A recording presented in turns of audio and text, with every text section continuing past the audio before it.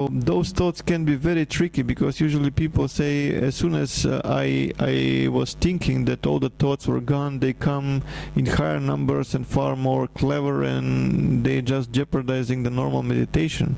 That's because they do not use a few simple dynamics that we will just show. So let's see how to switch from that primary system that we just talked about into the secondary system. So how to reboot the system, right? So the first momentum is that we concentrate on emptiness. This is crucial. Why I'm saying crucial? As soon as we just make a strong decision, let's say if I control my right hand and to lower my right hand, this is not something that is a subject to objection. I just decide to do that, and I'm doing that. The same goes for the consciousness. As soon as you decide or you make a decision that you are actually shutting off all the thoughts, the consciousness will obey. So the first momentum is to visualize that all your body is completely like made of air, fully transparent, and there is nothing there, just emptiness, and you stay into this emptiness. Excuse me. So the first thing when you apply this state of consciousness where you are not thinking in words or images or whatever, you will become aware that of your breathing, how you breathe. So you will probably experience also the awareness of the present moment. You will be pushed into the present moment and into the awareness how you breathe. So you will have to use certain pranayama technique, like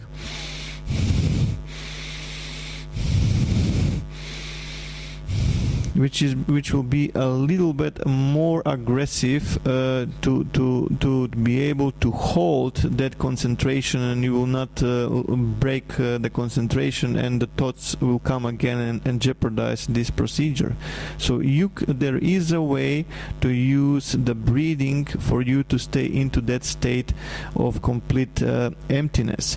As soon as that is accomplished, and you just stare into this mental screen of yours with your closed eyes, you will soon realize that after a while it will start to shift from total blackness. You will start to experience like illumination. It will be more like a light type, or like a gray, like a foggy type of surface, and it will still be nothing, but it will illuminate the mental screen.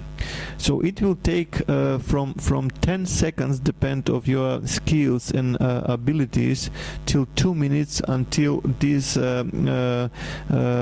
mental screen is activated.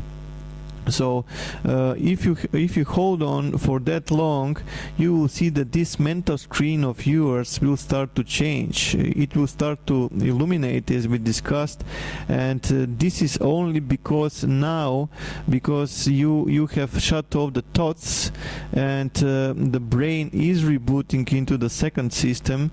The pineal gland is finally getting an impulse to start to produce the so-called DMT biochemical compound, which is necessary for your third eye, sixth chakra, or Ajna chakra, or whatever your terminology is, to start to provide this vision on your mental screen. It's going to be very similar like watching a movie. For example, if you go to the cinema to watch the movie, you are seeing the movie on the mental screen, but this time the screen will be in your head, and it will be exactly like this picture that is showing. You will be able to see things and places that are far away from your physical body completely just by utilizing this procedure. So this is when the secondary system is on, right? And the clarity of these visions that you will have will be defined by the state of your pineal gland. If you consume too much of fluoride or other pollutants, the clarity of these visions will be very foggy. It will be more like a contour type of vision, but everything is a repairable, and if you apply certain dynamics and certain trainings, the pineal gland will get healthy again, and will develop into full functionality again. And like I mentioned, the clarity of the vision will depend of your skill to hold that concentration for a longer time, and to be able to switch through this. So all those images, that will come, they will be very, very fast sometime. You will see the Statue of the Liberty just in a second, and then you will see this beautiful valley, and afterwards you will see a night sky and many other things. So what's the case? Why to observe something that you cannot control, right? And I will talk about in a second. But those images that you are receiving are actually coming from the psionic field of the planet, as we mentioned on the beginning. Is just like tuning into the planetary internet. So this planetary internet is again matching the 7.83 Hertz, or the basic Schumann resonance. So in the ionosphere, in the cavity, we have 7 basic frequencies, out of which the 7.83 Hertz is the basic, and that's actually the heartbeat of the planet itself.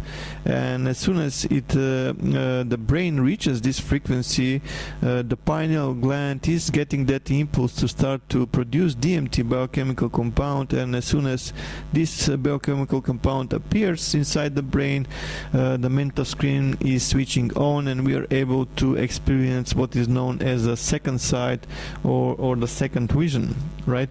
So the images that will come, like I mentioned a few minutes ago, it will be from different places. One time it will be a beautiful lake, and then the next time it will be traffic, people just walking on the street, a lot of cars and so on and so forth, buildings.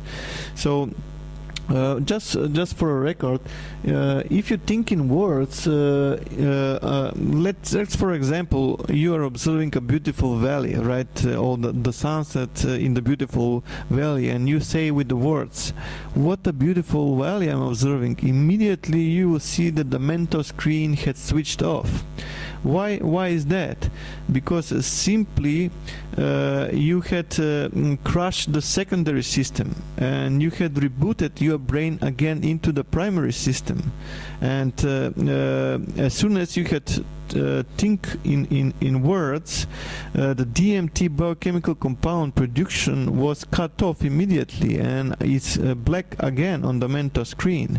So this DMT, what is also known in the esoteric science lately, is a spirit molecule, and that's the necessary compound for our observation with the soul, if you like.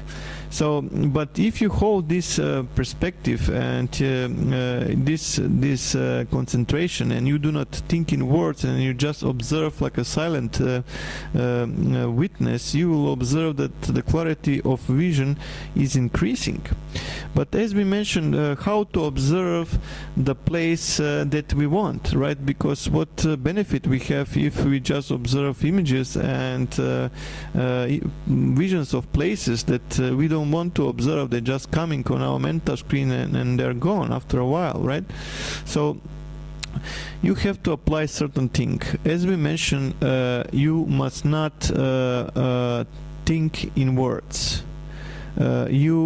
If you think in words, the primary system is crushing. You have to create something that is known as secondary awareness inside the existing consciousness, which means awareness in some angle inside the primary awareness, which means that if you concentrate, again without no thinking words, from your memory of a place that you know, and you start to think of that place intensively, visualizing, bringing in from your memory. For example, you are concentrating on a certain place very close to the ocean shore, where your boat is, for example, and you will see that after a while all those visions from let's say observing New York and then Los Angeles and then some places on the Himalayas and other places, you will see that all those images will start to shift, and you will start to get the images that are very close to that beach where your boat actually is anchored, right? So this vision will gain in clarity more and more as you hold this concentration. So the next step, how is to control what you are perceiving even to higher degree. So how to zoom in, zoom out, to do a movement and so on and so forth.